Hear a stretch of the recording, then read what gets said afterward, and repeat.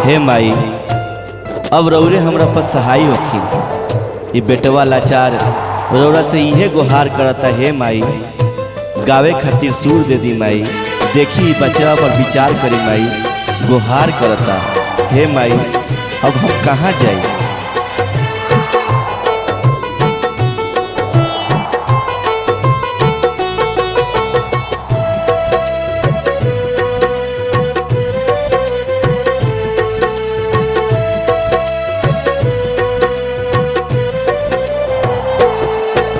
सूर के तू ही रचैता हऊ, लाज तो हमरो बचाई।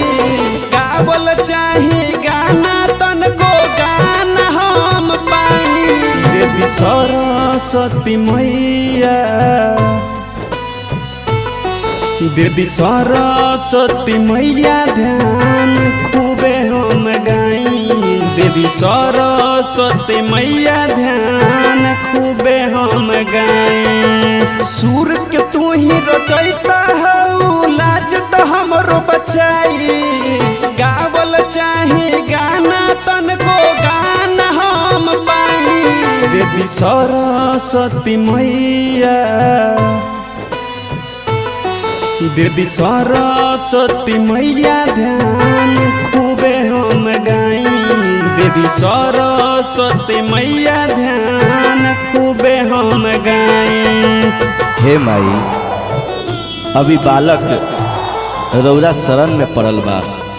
उद्धार करी आ कुछ सुर दी माई। गावे खातिर बोध दी।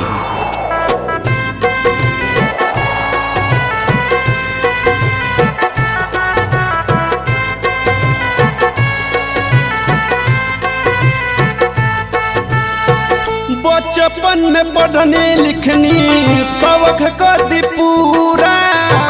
गाई हम खूबे लोगवा कहे ना बेसूरा।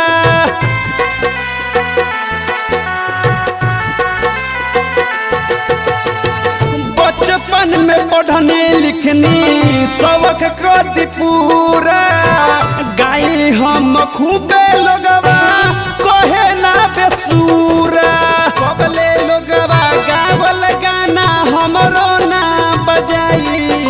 कबले लोगवा गावल गाना हमरो ना बजाई। देवी सरस्वती मैया, देवी सरस्वती मैया ध्यान खूबे हम गाई। देवी सरस्वती मैया ध्यान खूबे हम गाई।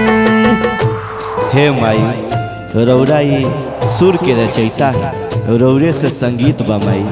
रौरा जेकरा के सुर देनी संगीत के जे साधना कैलक माई, वही गतिया हमो साधना करतनी माई। हे माई अब रौरे आगे सहाय होखी माई।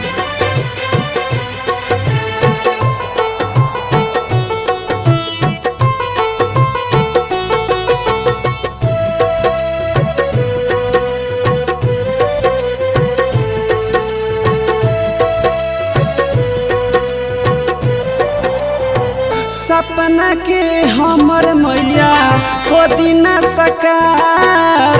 लोगवा के मिले लगे खुशिया या प्यार।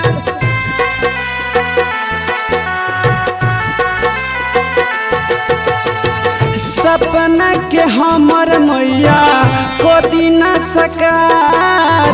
लोगवा के मिले लगे खुशिया या प्यार। दया न करबू मनीषवा विकासवा जीना माई पाई।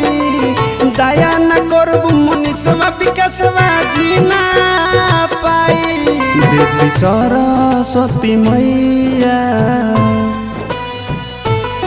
देवी सरस्वती मैया ध्यान खूबे हम गाई। देवी सरस्वती मैया ध्यान खूबे हम गाई।